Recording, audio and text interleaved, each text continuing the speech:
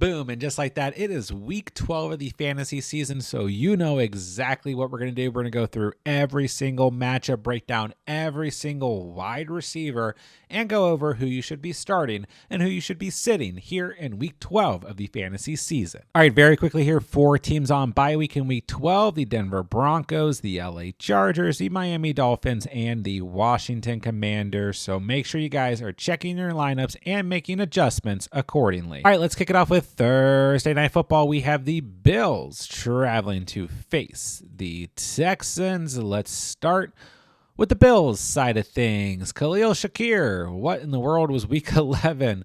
0.7 fantasy points, 3 targets, 1 catch, -3 fantasy points. The Bills put up 44 total points.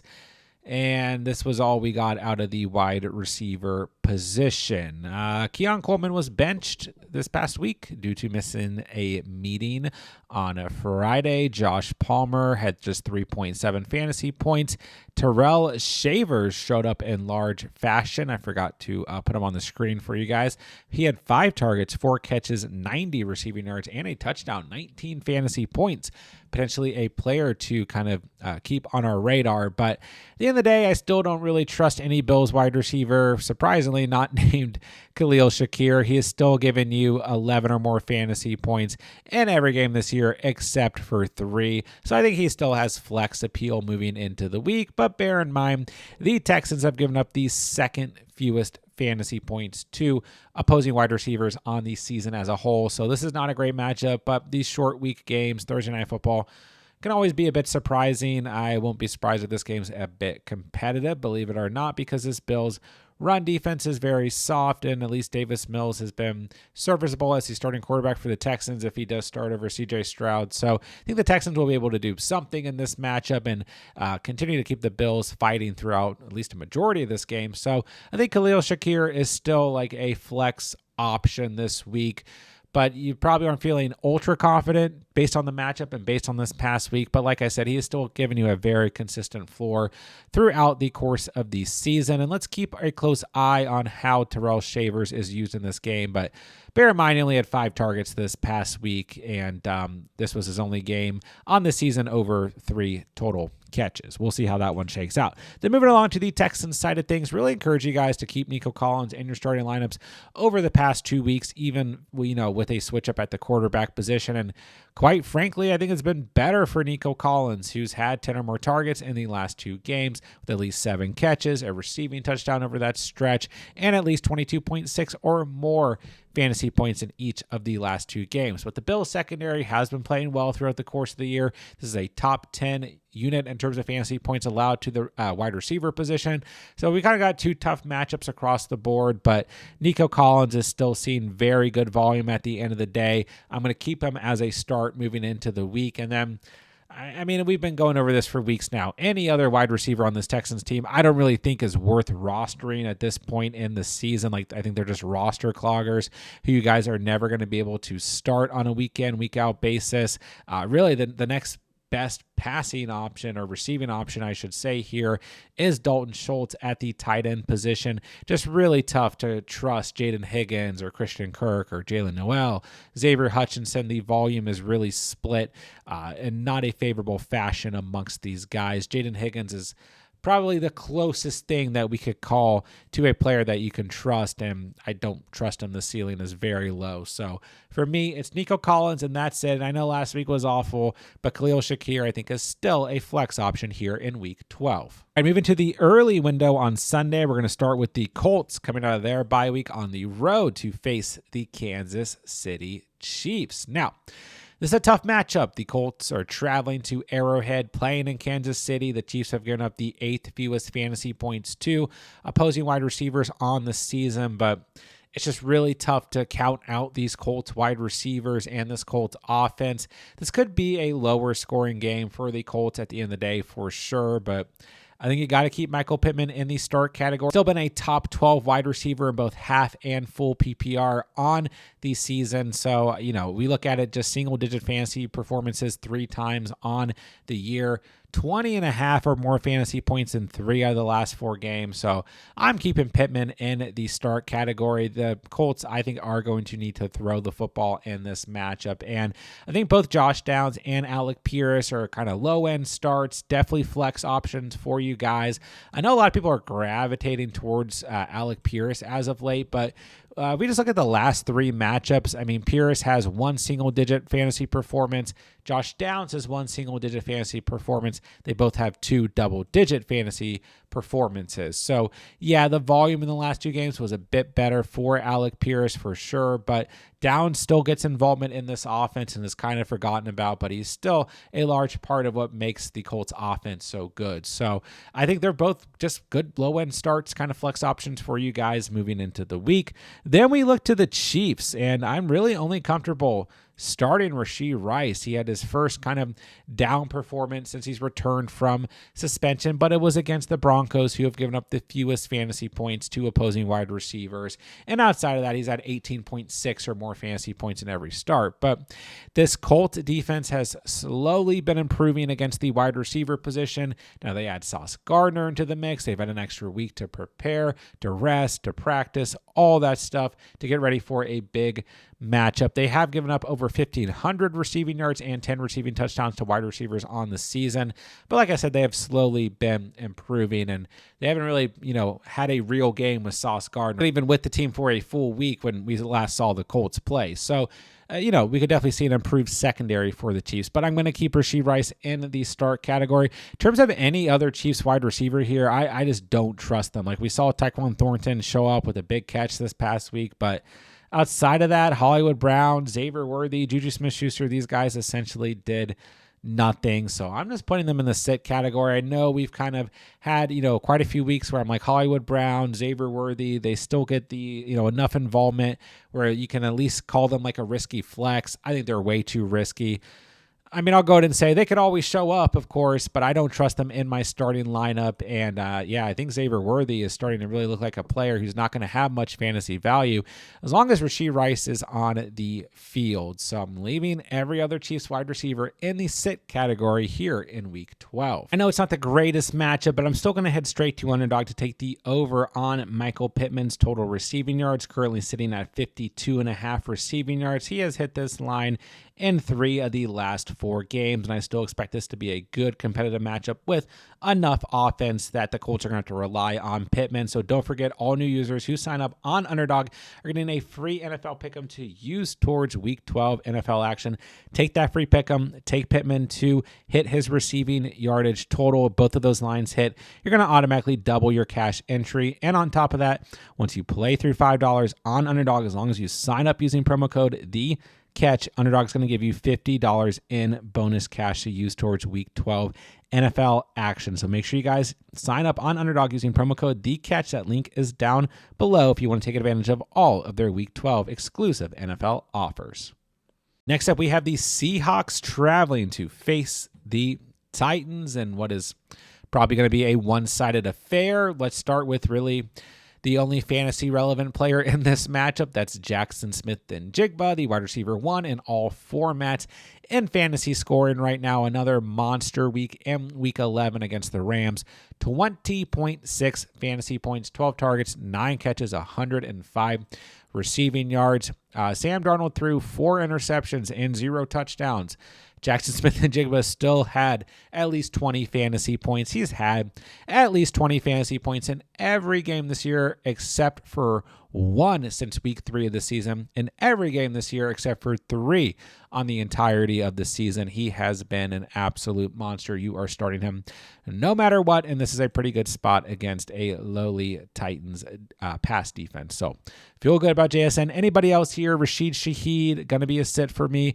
Cooper Kupp. I know Torrey Horton's banged up, but none of these guys are just going to be seeing enough fantasy production that we can consider them. They are all sits for me. And then we look to the Titans, who are dealing with quite a few injuries at the wide receiver position. They just got Calvin Ridley back, and they lost him as soon as they got him back. He is out for the rest of the season.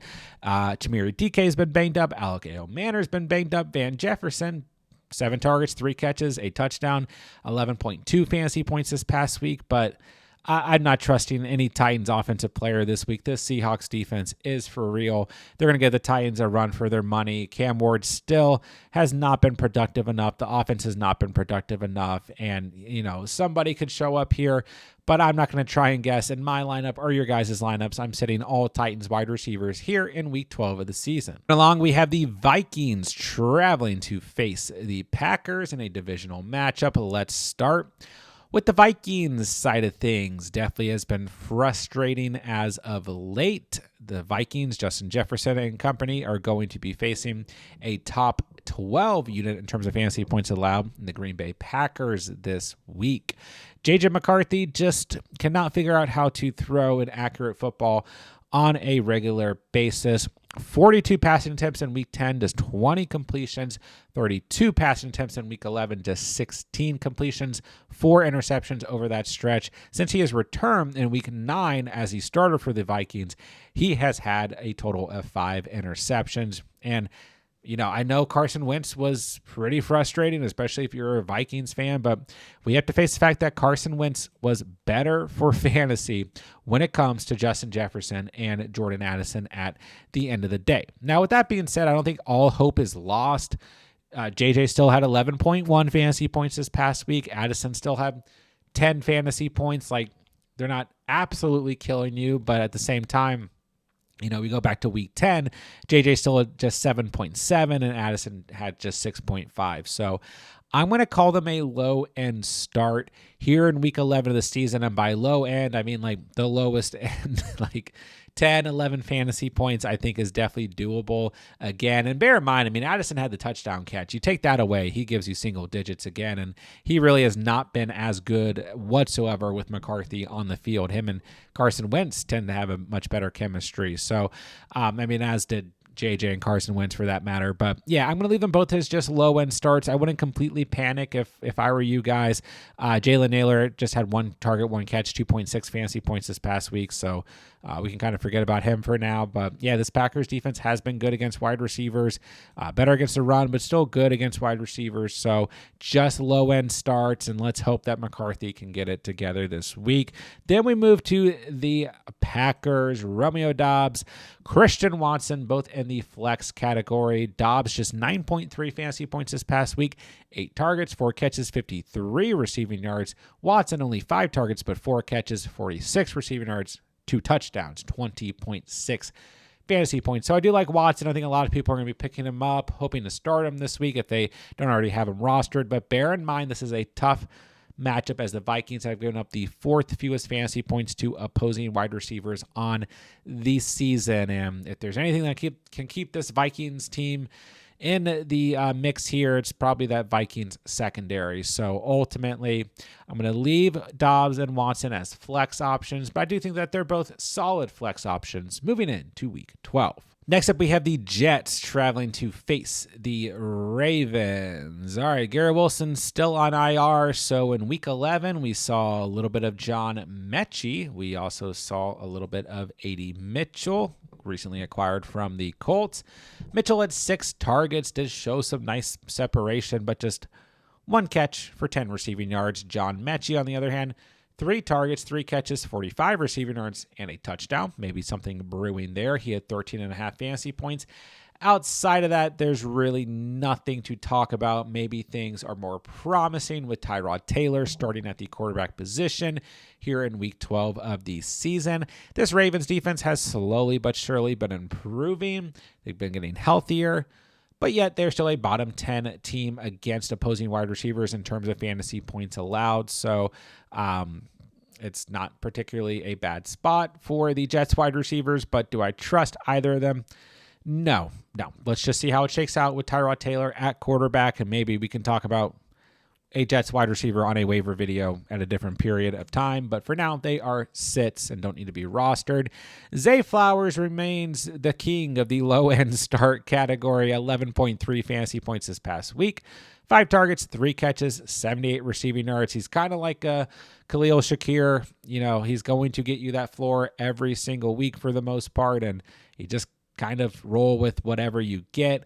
The Jets have quietly been pretty good against wide receivers, 14th overall against the position. So it's not the greatest matchup. It's not certainly the best either. So I think Zay Flowers just remains in the low-end start category. Rashad Bateman's been a little bit banged up as of late. DeAndre Hopkins is on this team as well.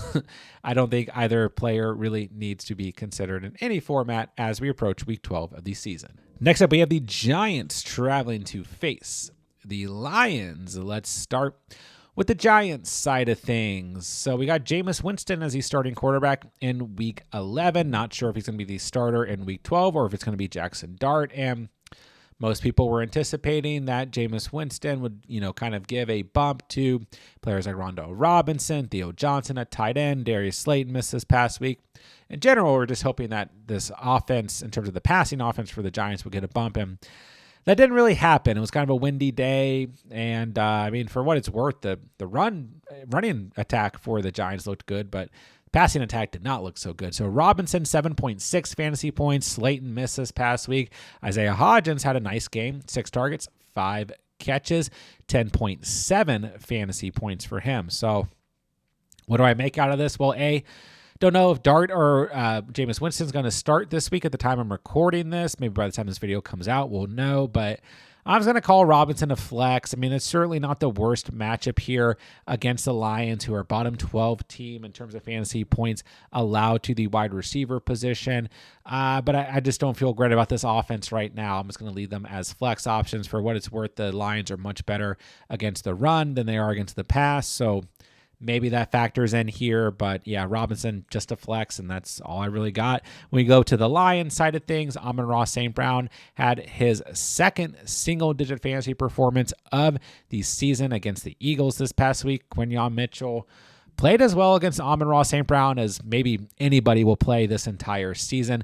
12 targets, just 2 catches, 42 receiving yards. Not a great offensive output for the Lions this past week, but you got to keep Amon-Ra St. Brown in your starting lineups. This is a great spot against the Giants, who are giving up the 27th most fantasy points to opposing wide receivers. Great spot, and you got to imagine the Lions are going to bounce back at home here in week 12 against the Giants. So Amon-Ra, very strong start. You guys may have noticed Jameson Williams in the start category. He has passed on his title of the riskiest flex ever.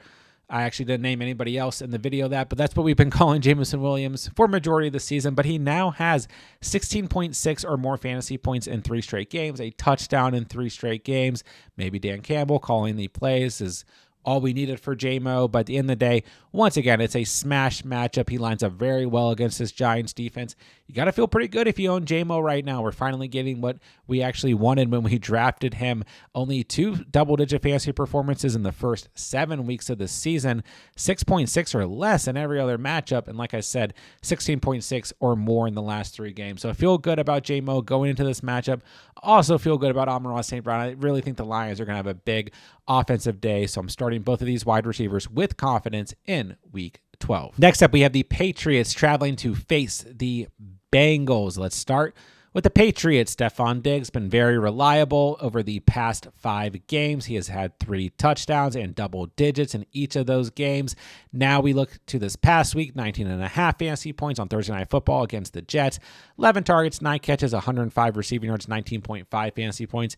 You got to feel good if you own Diggs, but I'm leaving him in the low-end start category. I think he'll have a very safe floor this week, but I just don't know how much the Patriots are going to need to throw the football this week. I think it's going to be a nice offensive performance, but they're going to be able to do a lot on the ground as well with Trayvon Henderson against this Bengals run defense. And yeah, the Bengals, not a great defense. We all know this. They're awful against the run, really soft against tight ends as well, but they are top 12 in terms of fantasy points allowed to wide receivers because they're so bad against the run.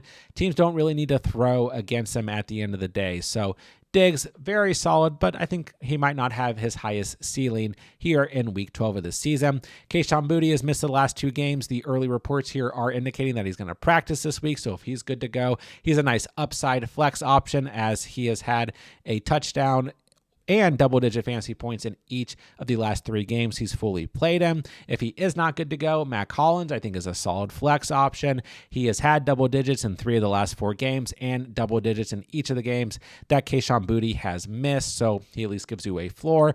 Douglas, Williams, they just haven't seen enough consistent volume, so they're going to be sits for me moving into week 12. Move to the Bengals side of things, Spitgate has been fully investigated. Jamar Chase suspended for week 12 of the season. You guys all know the story. Spit on Jalen Ramsey. Ramsey punches him. Ramsey gets thrown out of the game. Nothing happens to Chase. The footage comes out.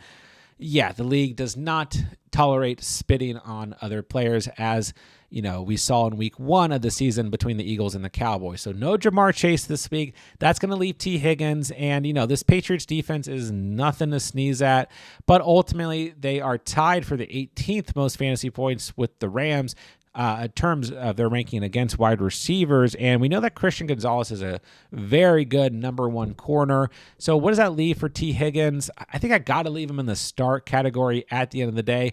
Maybe he's a lower end start, as Joe Flacco did kind of struggle this past week against the Steelers. Only 199 passing yards, only 1 passing touchdown and an interception. But I mean, Higgins has been quietly very, very good with Flacco as a starting quarterback. I mean, he's at double digits in every game since week 5 of the season, double digits in every game since Joe Flacco took over. He's had a touchdown in each of the last 4 games and a total of 5 touchdowns in that stretch. So I'm going to leave Higgins in the start category, and I would still feel pretty good if I own T. Higgins, as I see this being a game where the Bengals are going to be playing from behind and needing to throw the football. In terms of anybody else here, Yoshi, Jermaine Burton, whoever else is left over here, Charlie Jones, they're all going to be sits here for me. Maybe there's potential for them to get more volume, but I would assume most of that volume is going to be like dump offs to Chase Brown and maybe some involvement from Noah Fant at the tight end position. Yoshi Voss probably is the next best option, but I have no interest in finding out. And my starting lineups are your guys' starting lineups here in week 12 of the season. Moving along, we got the Steelers traveling to face the Bears. Let's start with the Steelers side of things. DK Metcalf, another lowly performance, just 9.9 fantasy points against the Bengals. 8 targets, 5 catches, 49 receiving yards. Now we're going into week 12, not knowing if Aaron Rodgers is going to be able to play or not. He's dealing with that wrist fracture. Looks like the reports are indicating that he wants to play, so we'll find out if it's not going to be Rodgers. Then we'll see Mason Rudolph as the starting quarterback, who was pretty okay this past week in relief of Rodgers. Now, we look overall, the Bears are still struggling against opposing wide receivers, and this is it's kind of baffling almost, because the secondary is so good at causing turnovers and getting takeaways, causing interceptions, but they are still a bottom 10 unit in terms of fantasy points allowed to wide receivers. They've given up 14 total receiving touchdowns to the wide receiver position, which is second or tied for second worst in the league. And they've given over 1,500 receiving yards to opposing wide receivers. So I'm going to leave Metcalf in the flex spot, but if the matchup wasn't how it is, then I would be leaving him as a risky flex. And I do think that the Bears defense is going to have an opportunity to be pretty opportunistic once again here in week 12 of the season. Anybody else here, Calvin Austin, Roman Wilson, they're not even in consideration for fantasy teams. So let's move on to the Bears. Rome Odunze. I mean, it's been very frustrating if you're a Rome Odunze owner. We look over the past 4 weeks, okay? 5.1 fantasy points. I'm sorry, over the past 5 weeks. 5.1 fantasy points, 18.4, 0, 20.6, 6.1. So definitely frustrating. But he remains a good low-end start, because he is facing this Steelers secondary that's given up the second most fantasy points to opposing wide receivers and the second most receiving yardage to opposing wide receivers on the year. So it's a good spot for him. I'm going to imagine this is going to be a game where he's going to be involved. And I know the first month of the season, it was like, oh my gosh, we got a league winner here, and things have died down in that regard to Rome Odunze, but I still think he's a very strong start and might be a bit matchup dependent, but I think you got to feel good if you own Rome Odunze.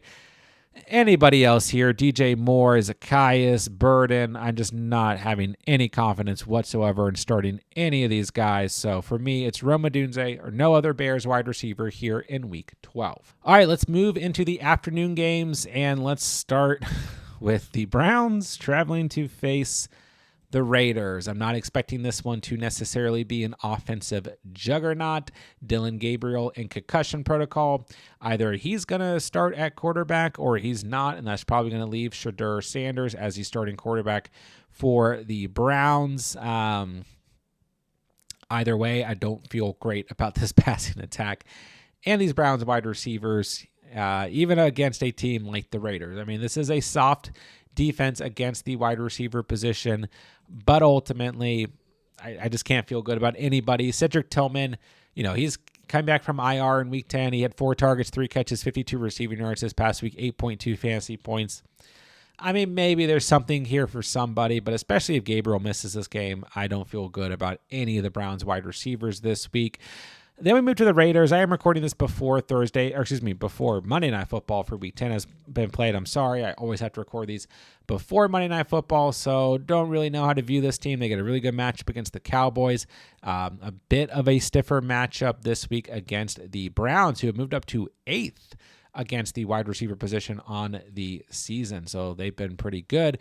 They really moved up in their rankings. So yeah, I mean, Tucker, Lockett have an opportunity to do something, and they're going to have an opportunity to do something in Week 11 against the Cowboys. But, yeah, once again, I'm just not expecting a ton of offense. This Browns defense is still really good. They're going to have a great opportunity against Geno Smith and company. So I really have no interest in any wide receiver in this matchup in Week 12. Moving along, we got the Jaguars traveling to face the Cardinals. Let's start with the Jaguars. Jacoby Myers, his first double-digit performance with the Jaguars, 6 targets, 5 catches, 64 receiving yards, and 11.4 fantasy points. So I'll just go ahead and put him in the low-end category. The Cardinals, middle of the pack against wide receiver, certainly not bad, but also not great. So, Myers, I think, is a low-end start, and we just kind of got to leave it at that. But also, Brian Thomas Jr. did not play this past week.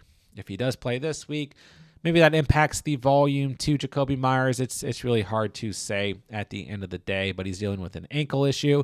If he does play, he's a risky flex, and either way, Parker Washington is also a risky flex, but only had 2 targets, 2 catches this past week, so bear that in mind as well. Dewami Brown has basically been moved out of this offense and all, just 1 target in each of the last 2 games, but yeah, I mean, I don't feel great about this Jaguars passing attack at the end of the day, as Trevor Lawrence has thrown for 158 or less passing yards in 2 straight games and had an interception in 3 straight games. So definitely not my favorite options. Then we look to the Cardinals. Very different tale here when we look at the passing attack this past week. Jacoby Brissett, 47 of 57, an NFL record for completions, 452 passing yards. He's thrown at least 2 passing touchdowns and 258 or more passing yards in every game since the starter for the Cardinals. So even if the Cardinals are playing from behind, they're going to sling the football. And that definitely showed this past week. Michael Wilson in relief of Marvin Harrison Jr., who's on IR at the moment, dealing with an appendix surgery he had to have. Wilson had 33.5 fantasy points, 18 targets, 15 receptions, 185 receiving yards.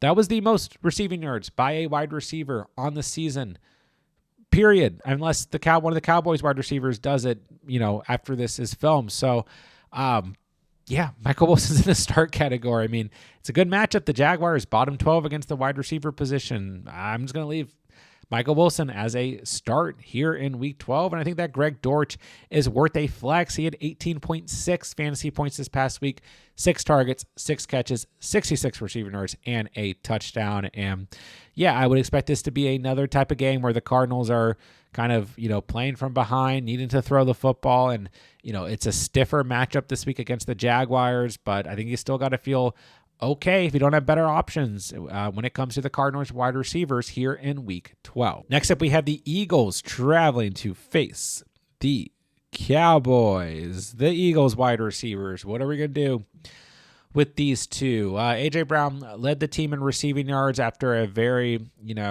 up and down previous week in terms of things happening off the field, in terms of how he feels about things. But A.J. Brown, 11 targets, 7 catches, 49 receiving yards, just 11.9 fantasy points against the Lions.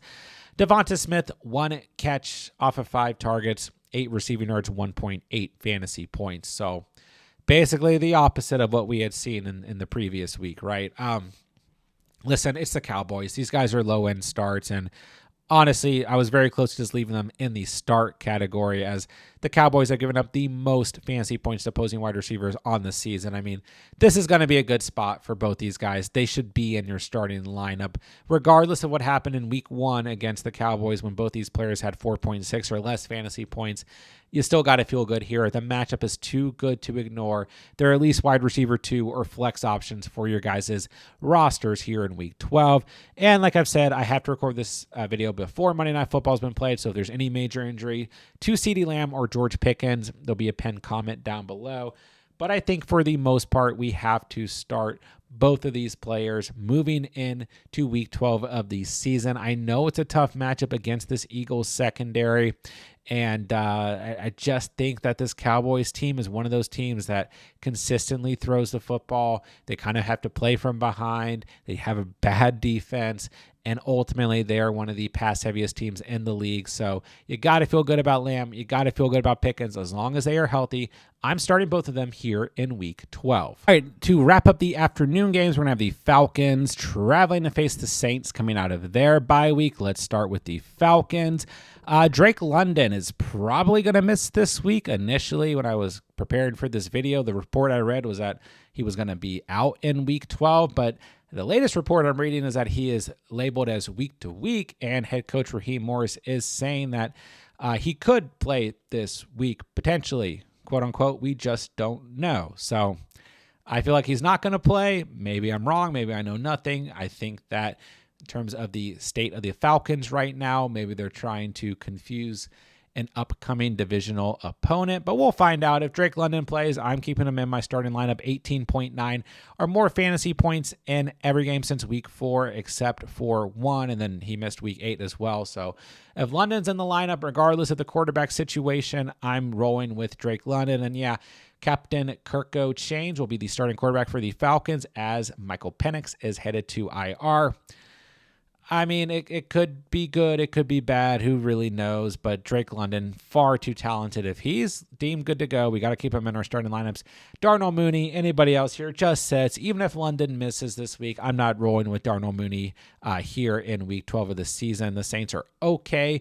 16th overall against wide receivers. I have no interest in Darnell Mooney, who's also been banged up as of late as well. Then we move to the Saints. Chris Olave, 21.4 fantasy points the last time we saw him play in week 10 of the season. 5 catches off of 8 targets, 104 receiving yards, and a touchdown.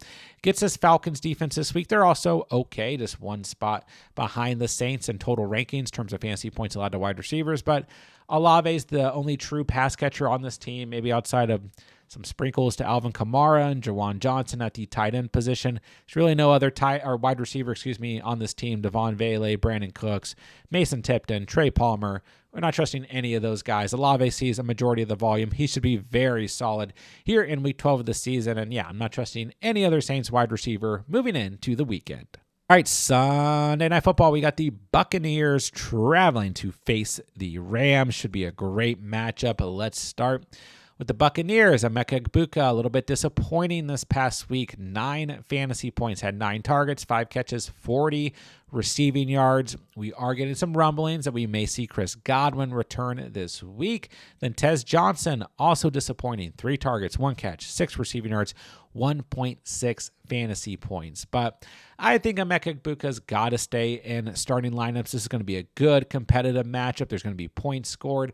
The Rams not bad against wide receivers, but certainly not good. 18th overall against the position in terms of fantasy points allowed. So Emeka Egbuka, I'm just going to keep him in my starting lineup, cross my fingers, and hope that the Buccaneers have a successful day throwing the football, at least more successful than this past week. And I'm not giving up on Egbuka. I think Tez Johnson still worth a flex once again in what's going to be a competitive game script, and in a game where I think that the Bucs are going to throw the football, because this Rams defense very, very good against the run. So feel good about Egbuka. Tez Johnson still a flex. I'm not going to start Chris Godwin if he is able to play this week, and don't have enough confidence in Sterling Shepard to put him in my lineup, but he did have 10 fantasy points this past week for what it is worth. Then we move to the Rams wide receiver room, the easiest wide receiver room to look at on a week-to-week basis. Puka Nacua, start him. Devontae Adams, stardom. Puka, 14.3 fantasy points this past week. 8 targets, 7 catches, 75 receiving yards. Against the Seattle Seahawks, had 14.3 fantasy points, and once again was a pretty stiff matchup against a top 10 unit against wide receivers in the Seahawks. This week, he'll be getting the Tampa Bay Buccaneers, a bottom 10 unit. So you got to feel good about Puka Nacua.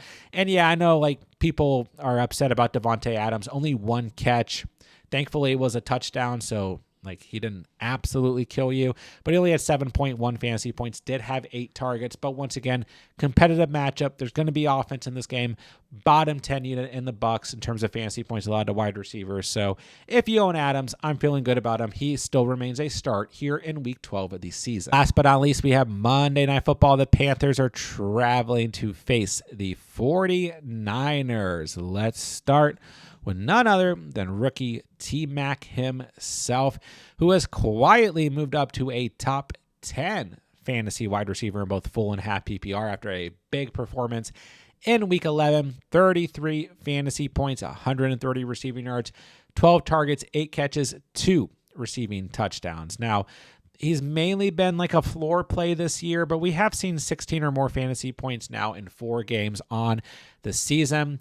I never know what type of Bryce Young we're going to get on a week-to-week basis. He is actually dealing with an ankle issue, but Bryce Young really likes to play well against the Atlanta Falcons. So don't exactly know what we're going to get this week against the Niners, but the Niners have moved down to a bottom 5 unit against opposing wide receivers in terms of fantasy points allowed. They just got torched by Michael Wilson and Greg the Torch Dortch for the Cardinals. So you got to feel good if you own T-Mac. He's a must-start wide receiver going in to the week. Xavier Legette, Jalen Coker, whoever else is left here, I don't really have any interest in starting, but it is worth noting that Xavier Legette did have a nice game this past week. 8 targets, 4 catches, 83 receiving yards, and a touchdown. And it is a good matchup. But once again, I just don't know what we're going to get out of this Panthers offense on a week-to-week basis. So I really only feel good about T-Mac. Then we move to the Niners wide receivers. They basically weren't involved this past week. 6 targets, 4 catches, 54 receiving yards for Jennings, 9.4 fantasy points. He did have involvement. And then Sticky Ricky in his first game returning from injury, 3 targets, 1 catch, 0 total receiving yards, 1 fantasy point. But really, all the volume in this game was going to Christian McCaffrey and George Kittle. So, I don't know. I think the Niners kind of slowly implementing Ricky Pearsall, but he was on the field for 75% of snaps, which is the same amount of snaps that Jennings got. So I don't know. But remember, George Kittle's first game back, he did nothing, and then he's been good since. So I still have some hope here for Ricky Pearsall, as the Niners have a pretty soft schedule, at least through the fantasy playoffs. So ultimately, both these guys are risky flexes, but I will say that the Panthers have been quietly very good against the wide receiver position, top 5 in terms of fantasy points allowed to opposing wide receivers. So leaving them as risky flexes, but at least the passing attack and overall offense looked very fluent last week with Brock Purdy at quarterback, albeit they played the Arizona Cardinals. So risky flexes, we'll leave it at that to move in to week 12 of the season. And there you guys have it. Every single matchup, every single player at the wide receiver position, who you should be starting, who you should be sitting here in week 12 of the fantasy season. Don't forget, guys, I'm answering as many fantasy football questions as I can in the comment section down below. So please drop me your guys' fantasy questions. I'll get back to as many of you guys as I can throughout the week. And while you guys are down there, it helps me out tremendously, helps out the channel tremendously, does us a huge favor if you guys subscribe and hit that like button on the way out. And when the videos and playlists pop up on the screen, don't forget we have everything you guys could possibly need here on the channel to dominate this week and every coming week of the fantasy season. So go check out all the content as the week progresses. With that, I'll say thank you guys so much for watching and or listening. And remember, you saw it here on The Catch.